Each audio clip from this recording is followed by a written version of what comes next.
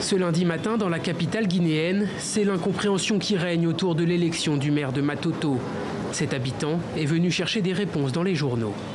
J'ai appris par le ministre de l'administration et territoire qu'il va reporter les élections de Matoto.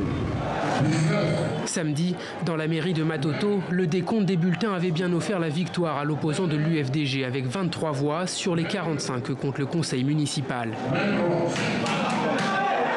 Mais face à la contestation des membres du RPG, le parti au pouvoir, la scène tourne rapidement à la foire d'Empoigne.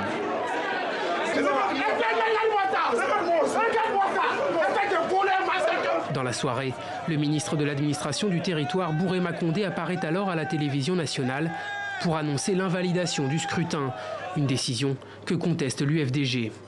Disons que nous considérons cette sortie du ministre comme inopportune, illégale et mal fondée, parce que la loi électorale guinéenne ne donne aucun pouvoir au ministre de la République pour annuler un scrutin en cours ou un scrutin inachevé.